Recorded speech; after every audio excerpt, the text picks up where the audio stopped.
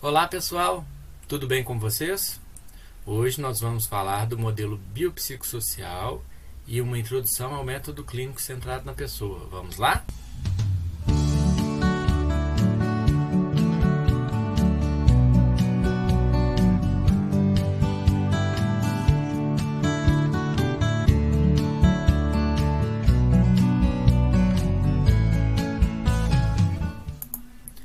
O modelo biomédico tradicional é aquele que leva em consideração as questões biológicas e fisiopatológicas como sendo responsáveis por causar, as alterações de saúde.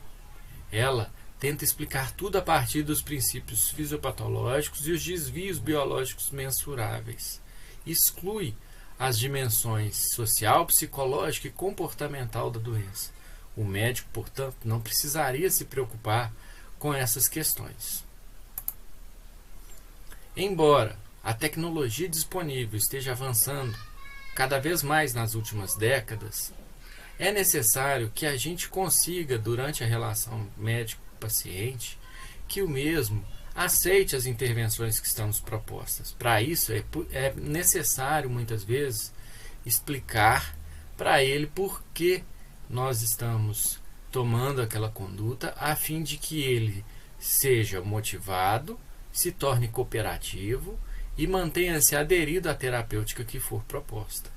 Principalmente naquelas pessoas que são portadoras de doenças crônicas complexas, multifatoriais, como dores crônicas, distúrbios alimentares, como diabetes, a hipertensão arterial sistêmica, os quadros depressivos e as dependências químicas.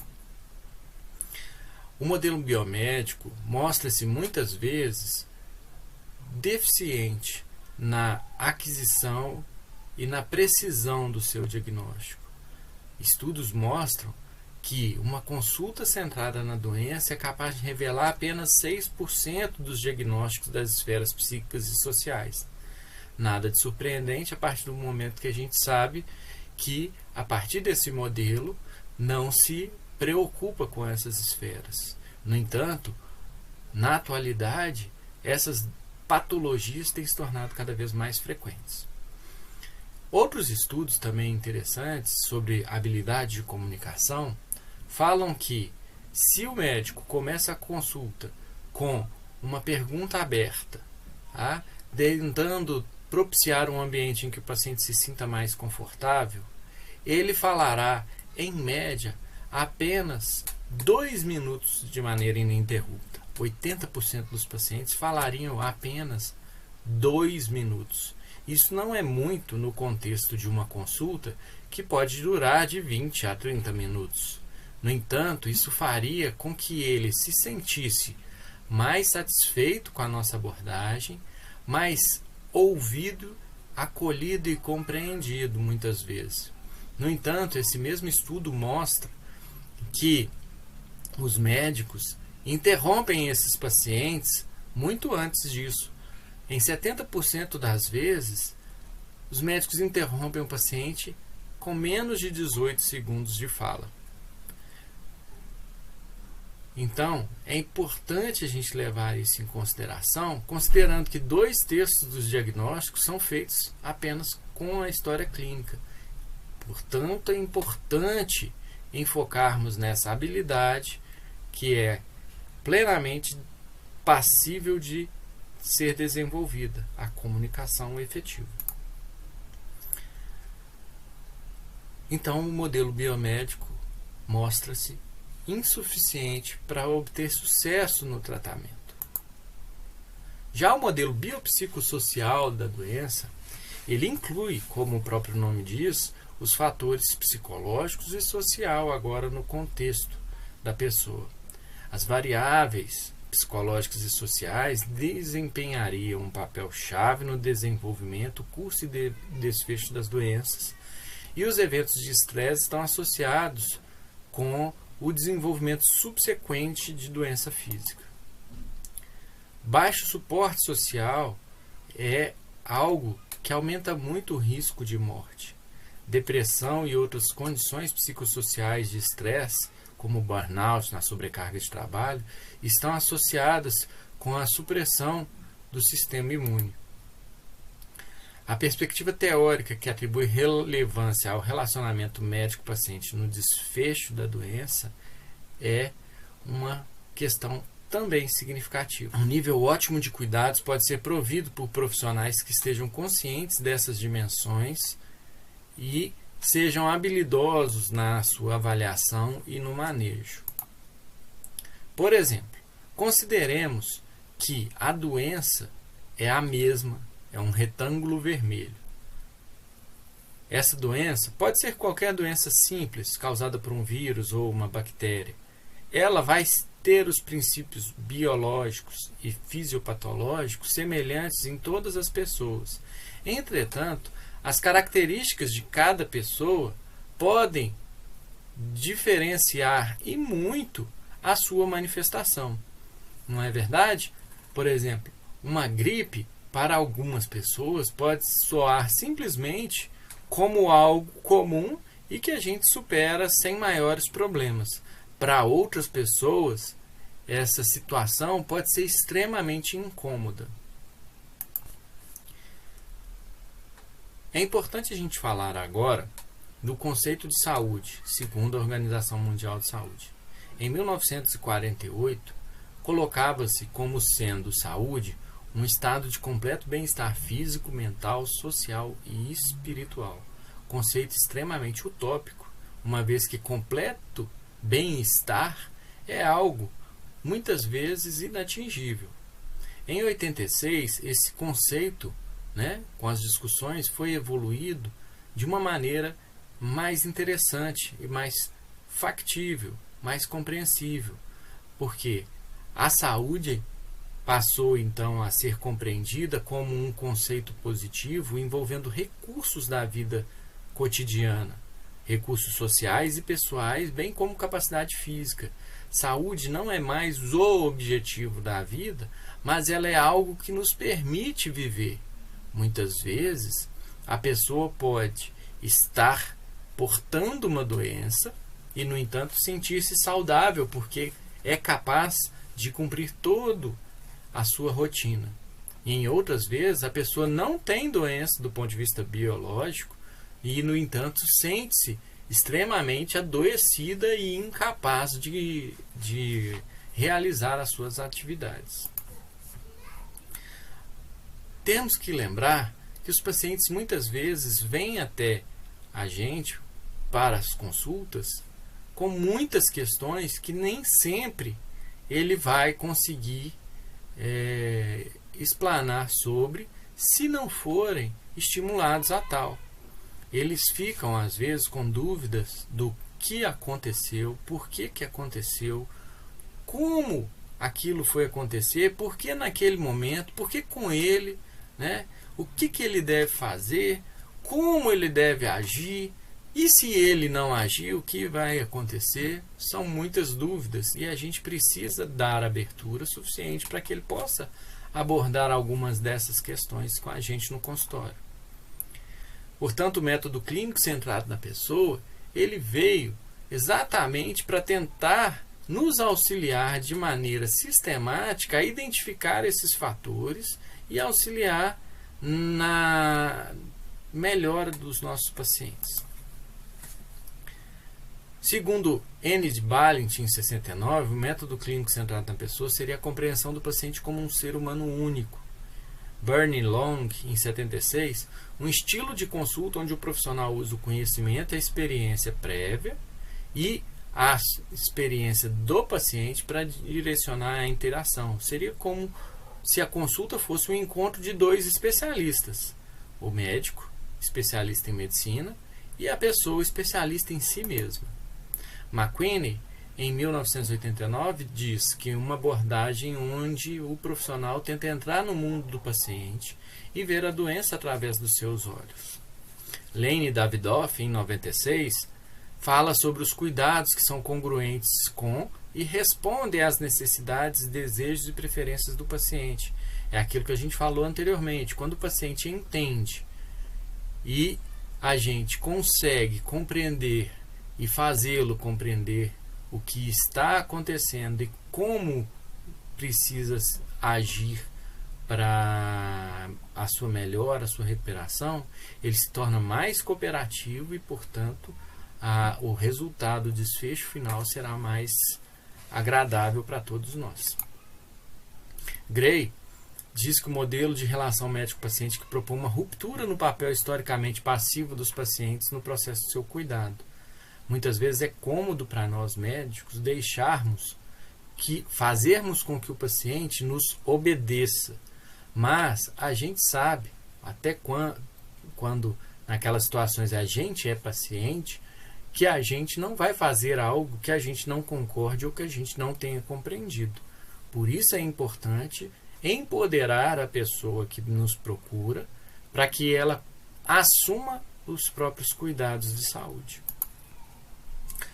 McQueen, novamente, em 2003, fala que o método clínico centrado na pessoa é como um movimento de trazer a prática médica de volta para o centro, de reconciliar aspectos clínicos com aspectos existenciais.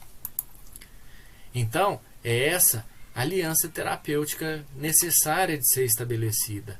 Além do processo de tomada de decisão, é importante que a gente valorize a qualidade do relacionamento com a pessoa que nos procura, que saibamos ter empatia por ela, né? Lembrando de empatia, não como a gente tentar ver a situação no lugar da pessoa com os nossos próprios olhos, mas tentar ver a situação no lugar da pessoa pelos olhos e pelo contexto em que ela se encontra.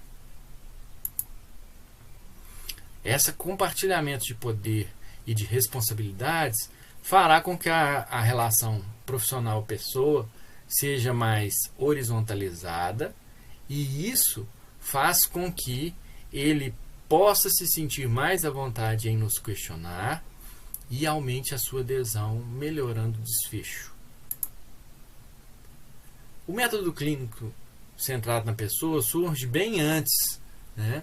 Em 1951, nos conceitos de Carl Rogers, o aconselhamento centrado no cliente, né? Carl Rogers, um psicólogo, né? Em que ele coloca a pessoa como agente de transformação no processo terapêutico. Michael Balint fala da medicina centrada na pessoa como uma oposição entre a medicina centrada na doença. Joseph Levenstein, na África do Sul, quando foi questionado por uma estudante sua que o acompanhava na enfermaria sobre a diferença da sua técnica na relação com seus pacientes e por que era tão diferente da vista com os demais colegas no hospital, ele então se atentou para a situação e buscou gravar as suas consultas, gravou mais de 1000 consultas e fez essa análise. E ele conseguiu perceber quando as intervenções eram efetivas e não efetivas, ouvia os medos e expectativas, desenvolveu métodos, pesquisas, conseguiu uma validação e refinou todo o processo para descrever seu método também. Em 95, Moira Stewart e Ian McQueen, na Universidade de Western Ontario, no Canadá, estudaram e desenvolveram de maneira mais pragmática o método clínico centrado na pessoa, cujo livro está na 3ª edição e é esse que aparece na tela para vocês. O método clínico centrado na pessoa, ele é composto por 4 elementos. Tá? São 4 elementos que a gente vai poder explorar mais nas próximas aulas. Hoje abordaremos apenas inicialmente.